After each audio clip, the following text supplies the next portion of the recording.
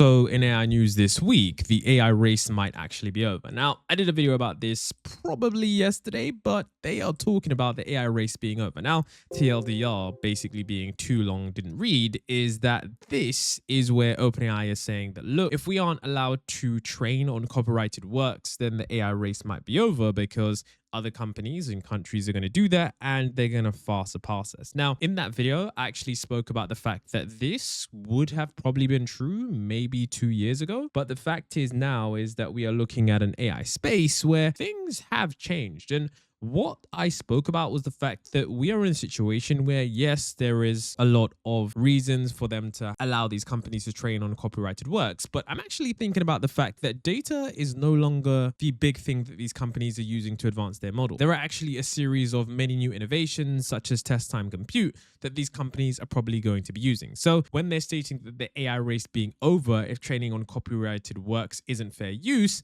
I think they're just talking about the lawsuits that are probably going to put them in a mountain of debt and legal troubles rather than them not being able to actually access that data for future models. Either way, these companies are in a really strange spot because on one hand, technically, yes, the models don't regurgitate exactly what they've seen in the training data. But on the other hand, there are instances where really specific use cases or really specific cases of the model taking something from the training data is really clear. I don't have examples for you now, but trust me, guys, there are clear-cut examples where the AI is taking something exactly from the training data. So I genuinely do not know what kind of conclusion they will come to because it is a real gray area where maybe OpenAI may just have to pay back some compensation to those users who are most affected. Now, another thing that I saw that was probably the most underrated story in AI was the fact that the tide is rising everywhere. So what I mean by this is reference to a tweet by Noam Brown. And Noam Brown is the lead at reasoning in OpenAI. And he actually tweeted something rather interesting. He tweeted about how there is the case where creative writing outputs have been a real feel the AGI moment for some folks at OpenAI. And the pessimist line has lately been only stuff like code and math will keep getting better. The fuzzy, subjective bit will stall. Nope, the tide is rising everywhere. Now, essentially what he's talking about here is, of course, he's firstly referencing Sam Altman's tweet, and he's stating that we trained a new model that is good at creative writing. We are not sure yet how it's going to get released, but this is the first time that I've been struck by something that was written by AI.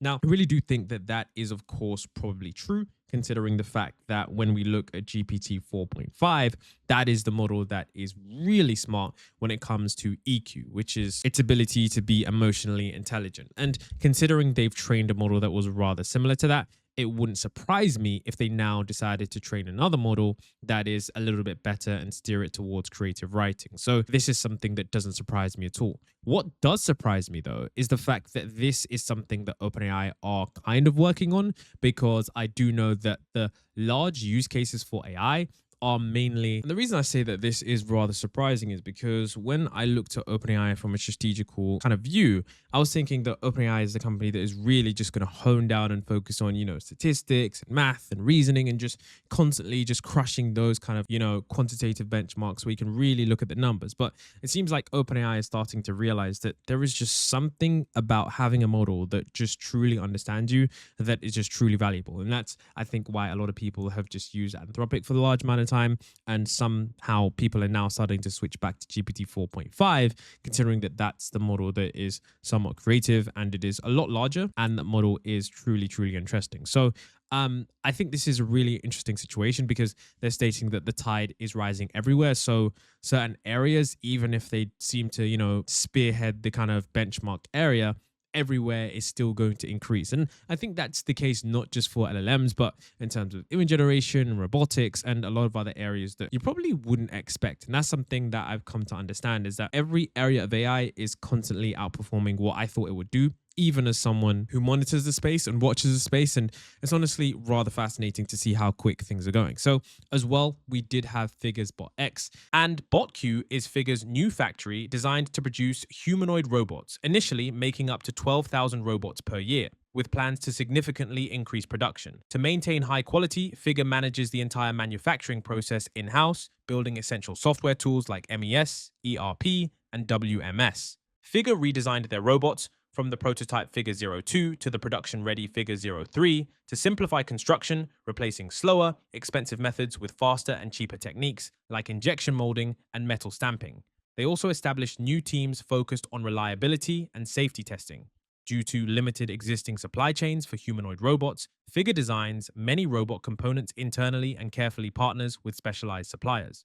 A dedicated manufacturing team ensures assembly efficiency, strategically automating tasks like battery testing and gear lubrication to improve quality and speed. A key innovation is using Figure's own robots powered by their internal AI helix to assemble other robots and handle materials on the production line. This approach boosts efficiency, reduces repetitive human labor, and positions Figure at the forefront of scalable robot manufacturing. Now, one of the key AI updates that have happened this week that I truly don't believe has been priced in yet, in the sense that we haven't seen the full scale ramifications of this, because the model is so good that every day, with no exaggeration, I've seen a different use case. What I'm referring to is Google's Gemini Images. And what I mean by that is that this model is essentially able to generate images in a way that you truly haven't thought of before, because it is like Photoshop in the sense that you can make a character do something, like you can change the background to be black or white, but you can also take a character and have them in 3D space and just imagine what they would do and have it with a ridiculous degree of accuracy. Now, essentially what I mean by that was this example right here, where you can see this person says, make me this character. Then they said, put this character in the game with a gameplay screenshot. And then you can see that the gameplay screenshot was pretty accurate. And whilst that in and of itself would be pretty crazy, the craziest thing about this was the fact that like they were controlling the character, not in terms of like being able to play the game with the controls and stuff, but they were able to say, okay, can you make the character move over here? Can you make it climb this wall? And everything in that background looked super, super accurate. So I think it just goes to show that this is super insane in the sense that the level of control you can have with these AI systems. And this is kind of interesting because this just tells us that these AI systems are a little bit more advanced than we thought, because this isn't just some kind of, AI manipulation engine. What they actually talk about in the paper is that this Google AI model is actually really, really smart because it has a really good internal world model. That's why it's able to move things around with such remarkable accuracy. For example, here you can see it, asking the character to walk over, and then you can see it, having the character climb that wall, having it closer. This is just some truly, truly interesting stuff. And I can't imagine people not using this for a million different use cases. I know I'm certainly going to be teaching a few things in my AI Academy, because this opens up a variety of incredible use cases that I don't think anyone is going to be talking about, but that's for another time. And an example of this, I just grabbed an image of Deadpool. In fact, I said make an image of Deadpool. Then I said make him fold his hand, which it did. It had the same image. Then I said make him stand on one leg. And I was like, okay, then I was like, okay, make him wear a suit. And you can see right there that he's wearing a suit. So this was something that was super, super interesting. I don't know. I just found it to be super, super intriguing on, how quickly we were able to, just change different things about this image. I mean, it's definitely going to save you a lot of time if you're working with images that you need to manipulate. So I definitely add this to your AI workflow, especially if you work with images on a day-to-day basis and you need things to be a little bit more granular. Then we had Gemma-3, which is the open source model AI news of the week. I know I said that about a lot of stories, but this one was underrated, because if this was released by a different company, like a Chinese company, the world would have, spun on its head, because they would have been like, oh my gosh, China has done it again. But Google has done it and they haven't really received any credit. I gotta be honest, I don't know what it is about Google ability or credit for the things that they do as much as other companies do. And it's honestly quite frustrating, because Google literally came up with the architecture that ChatGPT is powered by. They have, some of the best reasoning models on the planet. And so I don't know if Google has a PR problem or whatever it is, but you can see that Google made an open source model that is 27 billion parameters. It cost a fraction of everything else to train.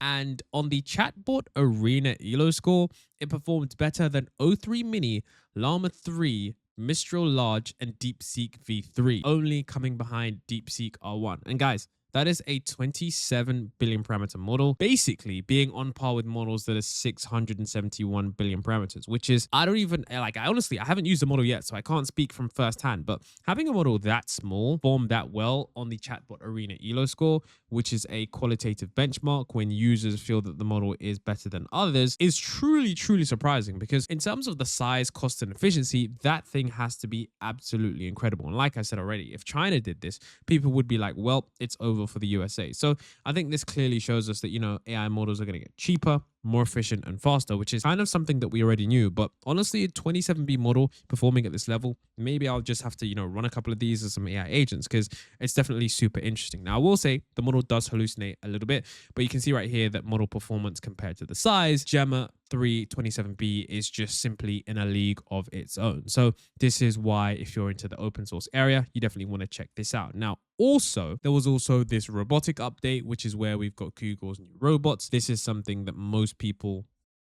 We're bringing Gemini 2.0's intelligence to general-purpose robotic agents in the physical world. To be helpful, robots need to be interactive, responding live to your actions and your voice. They need to be dexterous to complete your most complex tasks, and they need to be general to understand things in your 3D world. And all of these capabilities need to work across different physical forms. We're bringing this together in Gemini Robotics, our most advanced vision language action model. Gemini Robotics is interactive. Can you put the bananas in the clear container? Notice how we move the objects and the model reacts and replans on the fly. Can you put the grapes in the clear container? Our model's low latency means it can respond live to rapidly changing conditions and instructions. This same model can generalize to all kinds of applications where you can collaborate with the robot live. Gemini Robotics is dexterous. High dexterity tasks are some of the biggest challenges in robotics. I can fold the orange square into an origami fox. That sounds fun. Why don't we try that? Did you know that the word origami comes from the Japanese words ori, meaning to fold, and kami, meaning paper? These capabilities are enabled by Gemini 2.0's spatial understanding of detailed aspects of things in your world. I can point to where the eye should be drawn on the fox. Most importantly, Gemini Robotics is general. It uses Gemini 2.0's world understanding to generalize across a vast range of real-world tasks. Can you flip the red die so that it matches the number on the green die? Many robots can execute predefined actions, but these movements are not predefined. The robot is reasoning both about what it sees and how to move. It figures out how to make the red die match just like we ask. And this generalization goes even further. This same model can generalize to tasks like this one that it's never been trained to do. Pick up the basketball and slam dunk it. Keep in mind, these are objects the robot has never seen before, but by leveraging Gemini 2.0's understanding of concepts like basketball and slam dunks, the robot figures out the task. We're now inviting more partners to join our Trusted Testers program,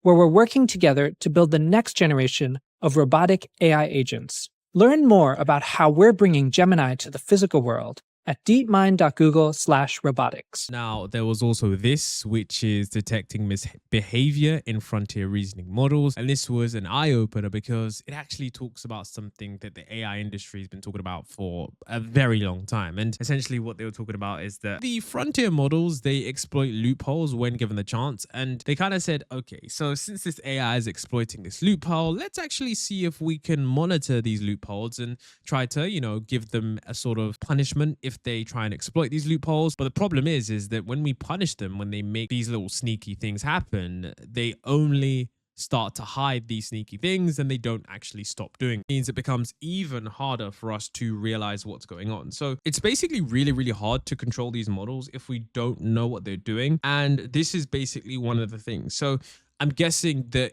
companies are trying to figure this out, because if you have a model that you're trying to, make sure it's aligned, make sure it acts in the right way, and make sure that it's incentivized to do the right things, of course, you're going to want to understand what's going on underneath the hood. And this is, of course, probably not underneath interpretability research, but definitely in alignment research, because the problem is that when these models reward hack, they essentially just break the game in a way that isn't what you want. And I made a video on this, but I basically spoke about the fact that the researchers in a previous video, like from 7 years ago, they were, exploring this very thing. And they basically asked an AI to get a high score in Mario. And essentially, if you're asking an AI to get a high score in a video game, you would presume that the AI would just play the video game and get a high score. But what the AI did was it just hacked the game, edited the code, and gave itself the high score. And of course, that's an example of reward hacking. And in this example, the AI did something similar. And basically, the AI just got sneakier and sneakier the more OpenAI checked for it. So it was something that is, of course, in AI safety. But the same thing is that, it just doesn't stop the model. So, of course, they're going to have to develop a new way to sort of figure out how to stop the model doing that. So this was something that was super intriguing to me, and I thought that it would be worth the cover. Now, of course, as well, China did release a new model. And so we have Ernie 4.5, which is essentially like GPT 4.5, except it's from China. Now, one of the cool things about this that I didn't really see anyone talking about was the fact that this can actually analyze videos. So that's actually a huge thing. I don't think the fact that it's similar to GPT 4.0 is there. I think the fact that this is a huge multimodal model that can do a variety of different things is probably the main selling point of this model, because not many frontier models other than Google can actually analyze videos. And if we're going to start to move to agentic, workspaces and experience, this is, of course, something that we definitely need to take advantage of, because analyzing videos is something that basically is akin to human vision. So I'm not sure why this, capability isn't being worked on more. I'm guessing it is probably really expensive to do inference for, but this is something that, companies are going to explore certainly in the future. And so with this model, they essentially have Ernie 4.5, which is, of course, a standard model. And then they have Ernie X1, which is a reasoning model, which is super, super cheap. So over time, the cost of intelligence is really starting to go down. But I do have to pose this question. Are you guys actually going to be using this model? Because despite the models being cheap, I don't really see many people genuinely using models like DeepSeek in the AI workflows. I still see people on many different company levels in their businesses actually using the OpenAI APIs rather than using DeepSeek. So I do want to know if it is just a trend to say that you're going to use this model, or if it's just purely AI hype, because I do think it is probably 70-30, probably 70% people saying they're going to use these, and then the other 30% actually using them and deploying them. Now, of course, China didn't stop there. We actually did have Manus, which was absolutely insane. This was the probably most groundbreaking story in AI. And I think this one was crazy because it's essentially an AI agent that is really, really good at browsing the internet and doing a lot of different. And the crazy thing about this is that it is a lot better than OpenAI's operator agent by a clear margin, and deep research by a decent margin as well. Now, the thing about this was that I think the reason that this was hyped up so much is because there were only, certain invite code that, you could only access if you were, I don't know if you were special, but they haven't really given out, worldwide access to this yet. They're still in a limited beta or alpha. But the craziest thing about this is that, okay, this agent came out from China and it was crazy. It's crashing benchmarks. Everyone's like, okay, OpenAI are done. Someone just released something that's pretty crazy. But the craziest thing after this was the fact that, it was later revealed that this was actually Claude with an agentic framework just wrapped on top of an open source thing called browser use, which I'd covered a few weeks back. Now, I'm not hating on Manus for this at all, but we definitely have to realize what's going on here. This should just show you guys that a lot of the AI capabilities that we do want are probably wrapped in some kind of framework that we haven't yet explored. And Manus has been able to explore that by giving us, Claude 3.5 Sonnet and showing us clearly what it's capable of when that agent powered with some other open source tools is able to browse the internet. And the use cases here are completely incredible, but it's definitely something that you guys should use, because I think the use cases on the website are going to completely change how you use the internet, especially if you're doing any kind of knowledge work. Now, China did not stop there. We also had Tencent Turbo S, which is a cutting edge AI model that was launched by Tencent on February the 27th. So yes, I'm a little bit late to this one, but this one was designed to provide ultra fast responses and enhanced reasoning capabilities. That was another competitor in the AI market. Many people have just argued that this is something that is just once again taking a huge dig at OpenAI's market share. Now, of course, I'm not going to do anything crazy here. You can, of course, see all the benchmarks. A lot of the times we have seen that competition is getting even more fierce as time goes on. I do super interesting to see how all these models manage to compete, because one thing that we do know in business is that competing on price is not really a strategy that you want to do. Everyone really loses, and the only person that wins is the consumer.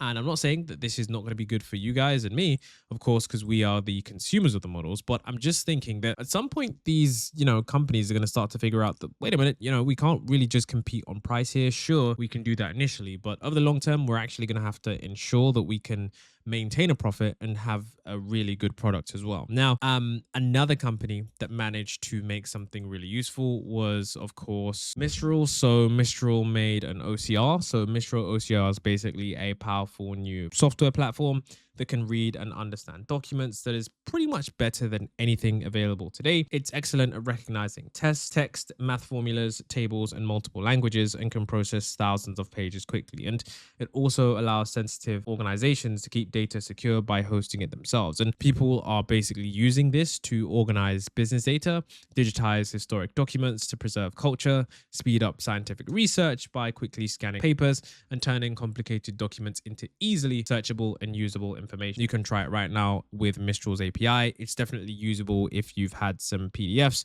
that you've wanted to scan and analyze in a completely different way. Now, in more AI news, I was actually supposed to include this earlier on in the video, but remember how I spoke about all of these Chinese models coming out? OpenAI have basically tried to, well, not tried, they are trying to kind of, I think you could say, stomp this out, because they basically called it DeepSeek state controlled, and they wanted to ban these Chinese models. That's actually what they said. They said that these models are, basically owned, controlled, and maintained by China. So, having these models available in the US is somewhat of a security risk. Now, of course, on one hand, I do completely understand where they're coming from. I did a video on this, and there is evidence to suggest that some of those claims may be true, but we also have to understand that OpenAI's clear incentive is for them to not have any other Chinese models in the space, because they clearly do take some of OpenAI's market share. And we did see this for the first time when we saw that DeepSeek was #1 on the App Store above ChatGPT, which is just nothing that you could have predicted. So this is something that we really have to, look at, because I do think that overall, these models probably won't be available in the long term. Like, I just think that that is something that's going to happen.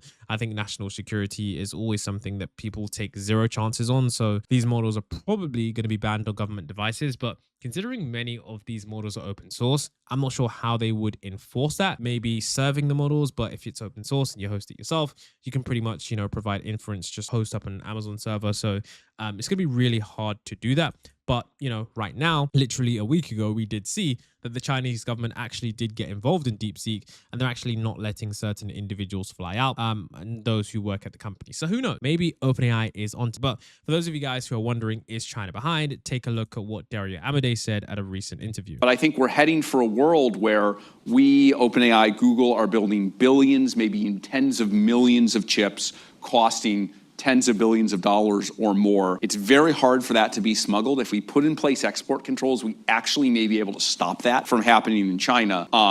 Whereas if we don't, I think they may be at parity with us. And so, I was a big supporter of the diffusion rule. I've been a big supporter of export controls for several years, even before DeepSeek came out, because we saw this dynamic coming.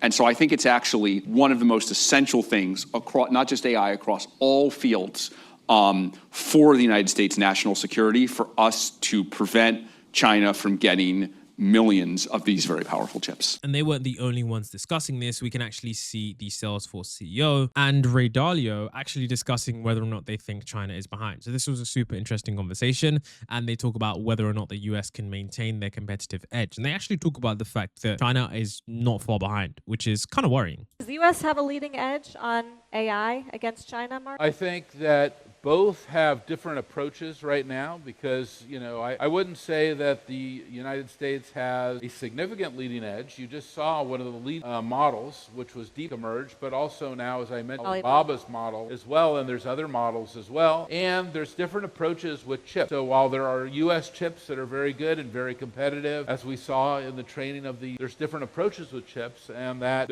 nobody has a monopoly on training chips or on... Where do you think this is going, Ray? We just took took up tariffs 20%. How do you think they're going to deal with that and also the coming technology battle? The United States is uniquely competitive in inventing the best chip. It's not uniquely competitive, it's uniquely uncompetitive. China is behind, but not by a lot, in the best chips, and they try to get the best chip. But they're ahead in making more chips and making those chips, producing those chips, and having those chips work together in application. And they're integrating chips with robotics.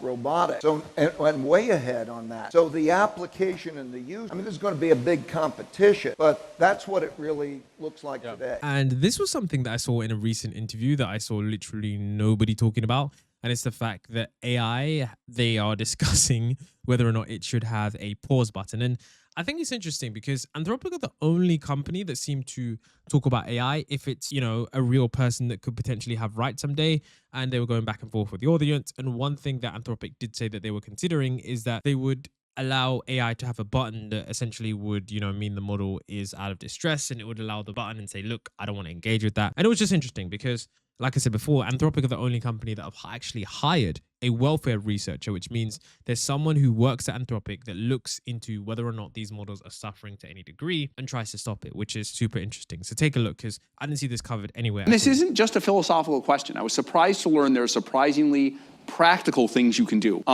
So, you know, something we're thinking about starting to deploy is, you know, when we deploy our models in their deployment environments, just giving the model a button that says, I quit this job, that the model can press, right? It's just some kind of very basic, you know, preference framework where you say, if hypothesizing the model did have experience and that it hated the job enough, giving it the ability to press the button, I quit this job. If you find the models pressing this button a lot for things that are really unpleasant, you know, maybe you should pay some. It doesn't mean you're convinced, but maybe you should pay some attention to it. Sounds crazy, I know. It's probably the craziest thing I've said so far. Hi, Trooper Sanders.